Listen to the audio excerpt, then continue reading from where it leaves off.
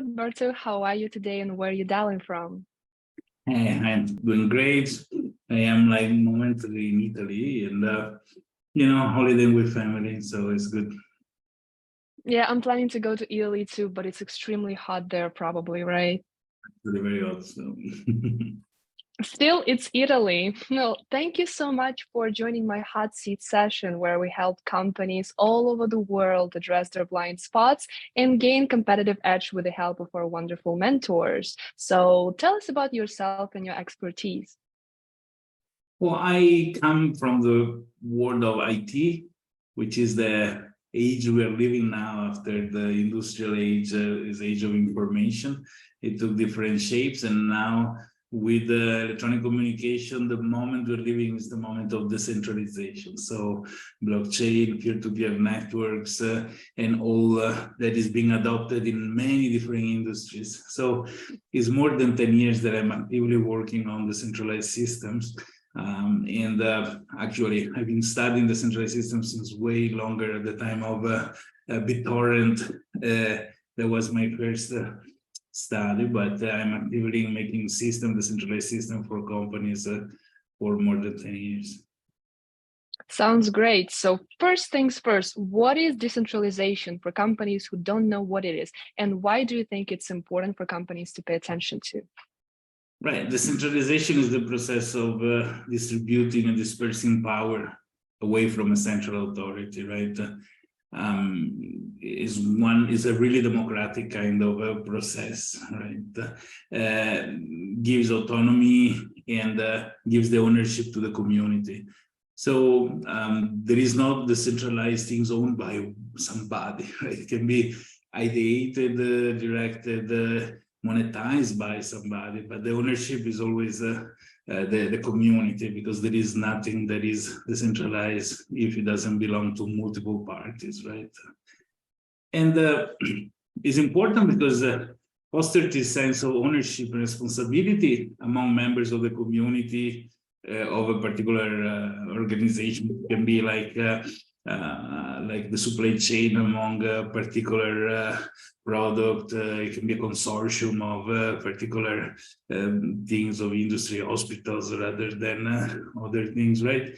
And so they all part of it, and they all have equal responsibility toward it. It's not a delegated work for a third party, okay? And allow this to bring multiple diverse input in how things should be shaped by all the different parties, empowers both individual parties or groups of parties to make their voice heard. And it's a beautiful thing. It's very philosophical beside technical. So it's a beautiful approach to work together between individual industries or companies, right? Definitely, that's my understanding. So it's a sort of manifestation of love and compassion in the realm of organizational and societal structures, right? Is how companies love each other. If there were humans that would hug each other, they love each other as between businesses. Is there such thing like loving each other? Well, participating in a decentralized system to work together as the way companies show love to each other, I think. I agree. That's my understanding of it. Like the importance of it is that the power is not in the hands of one person. It's all around the company, and this way you can gain different perspective on the one thing, and it's really important. So what are some misconceptions or myths that companies have about decentralization, and you can dispel them? Right. Decentralization often is associated with chaos, lack of control, right?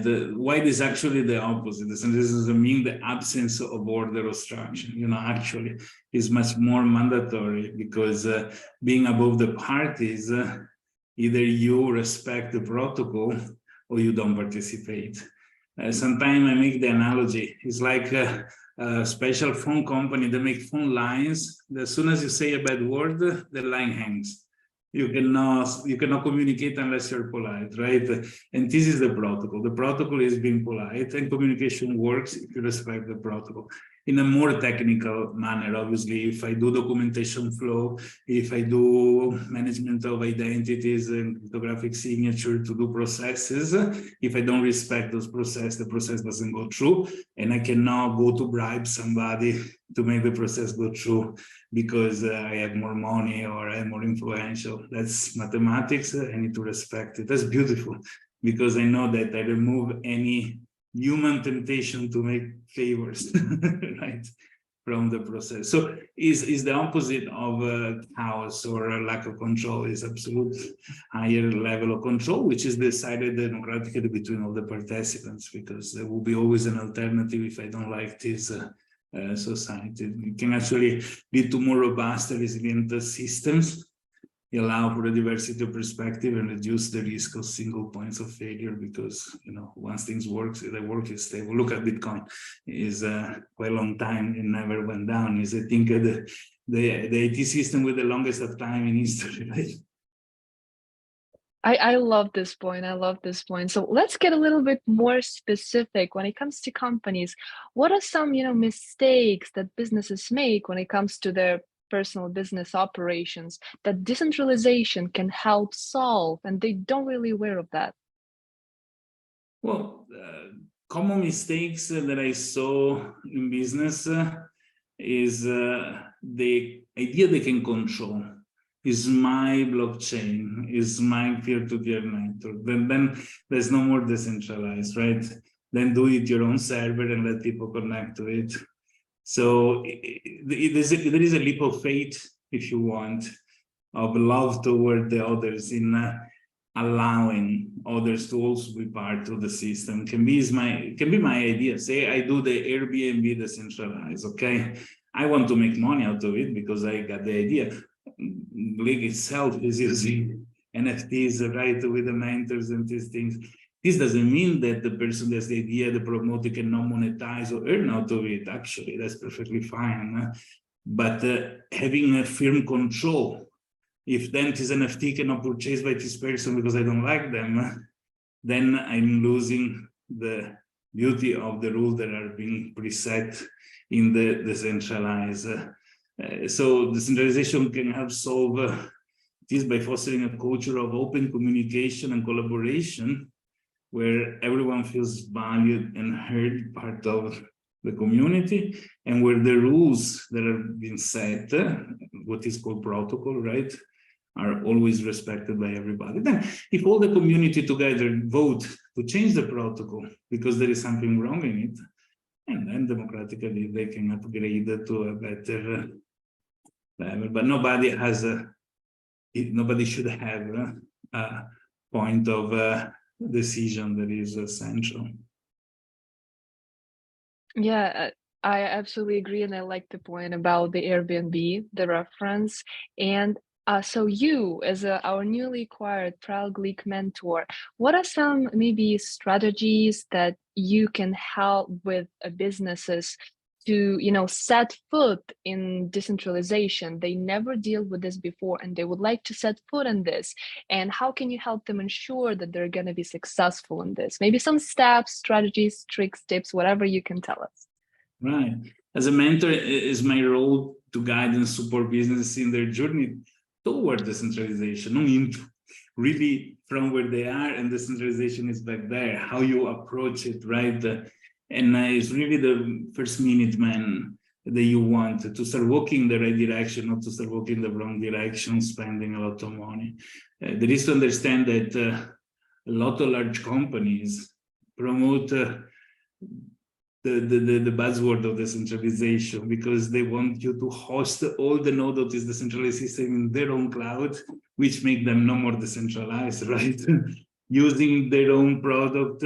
They say when the problem is a nail, you have a hammer, every problem coming in, right? So when those big vendors trying to sell something, so it's important to hear somebody's above the parts in order to understand which is the correct approach.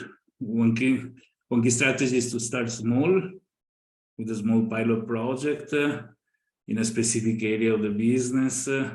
Pretend, just play the game, right?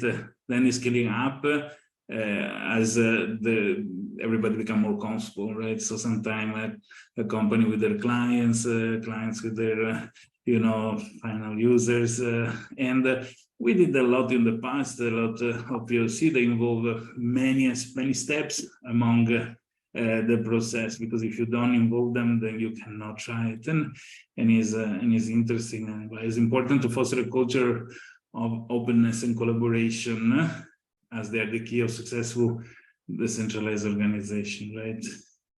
It's important to remember that decentralization is not just a business strategy, it's a philosophy that put people and community at the center, right?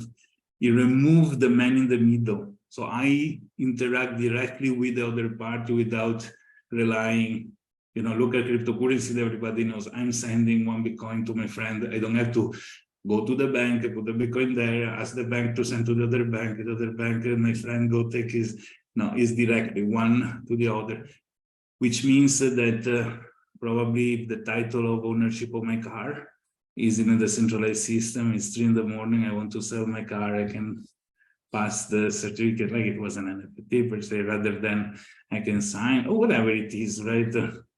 So as a mentor consultant, I'm here to help business navigate this journey, saving them time and resources, and ensuring they stay true to the principle of decentralization. If they want to use it as a marketing term, okay, let's do that. But if they really want to do decentralization, we can assure that they are participating in a real decentralized. Many times they get invited to be part of a consortium where there is a blockchain. They want to know before paying $200,000 to this thing what they are going to be part of. So they call a consultant, and we can analyze if things are really decentralized or not. This is a really good point. So let's summarize for our audience, because you told me a lot of interesting information. I'd like to summarize it. What are some tangible benefits of being able to decentralize, that the power is not in the hands of one person but multiple? You gain different perspective, but what are some business benefits that you can summarize and let our audience know? Absolutely. In a decentralized mechanics based on blockchain, there is tokenization. For example, look at the supply chain where a farmer can have an advance in the payment for his goods without any middleman to pay nothing and makes all the money. So there is a transparency, right? So in the pharmaceutical industry, you're guaranteed the ingredient of the pill that you're taking.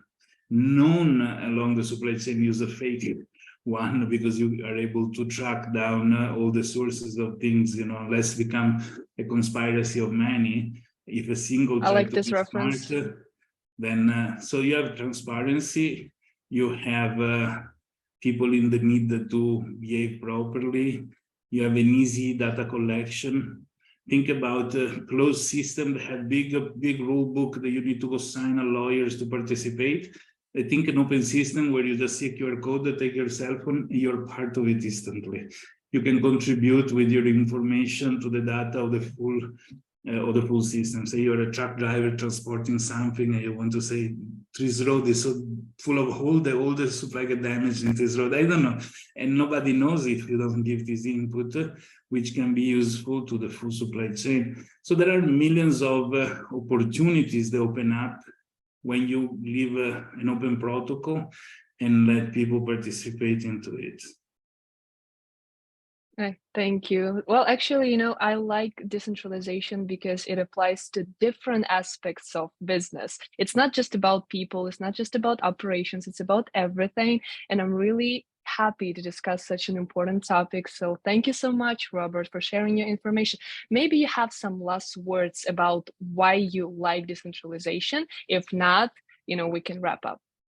Well, I was fascinated by the fact that at the time of people downloading music and movies from the internet, right? They were going to shut down the servers and arrest the guy that was distributing, and the regulator were forced to make a regulation on the distribution. Then BitTorrent came along. BitTorrent is a peer-to-peer network where no computer is more important than the other. So they can go to one person, they close their computer, another 4 comes up in the network. So is unstoppable. It's like an animal that lives its own life. It's these cyborg things made by technology and humans, right? And I said, okay, this is the future, because in the support of this, everything can survive, whatever, right? And then I started studying it. And I think, look how the industry of music and movies had the opportunity to have a distribution system to sell their DVD videotape in the last corner of the earth. Just give them an opportunity to pay for it. But the ignorance of these people, they didn't call a consultant like me, probably. They just got scared. They started lobbying government to arrest the few kids that had downloaded a few stuff. And so nobody liked them anymore because they look abusive, and they miss a huge opportunity to make a lot of money by empowering people to pay, because sometimes you cannot find what you search unless you go to the peer-to-peer network, right? So if I could send them money, majority of people who pay. Piracy has always helped this company to make success in particular, movies and things. So it was a win-win. And when Bitcoin came along, banks, central banks, probably looking at the past, some got scared and started doing the same thing. Others started approaching and say, okay, probably we should invest in this technology and see what we can do out of it. And that's why the centralized platform are thriving now, as there is a big thing of the moment. And 2023 is the moment of artificial intelligence. This is why I participated in artificial intelligence project to decentralize it, because all the artificial intelligence are served from a central server. So we want to have a decentralized peer-to-peer network of artificial intelligence, so that cannot be stopped. It cannot be controlled. These are great final words. These are great final words. Thank you, Roberto, for sharing your knowledge and insights. I really enjoyed this conversation, and I hope our current and future audience will enjoy it too. So if you do, I highly encourage you to check the caption and learn how you can work with Roberto one-on-one and have him help you get decentralized. Thank you, Roberto, and I hope to see you again. Thank you very much. Bye. Goodbye.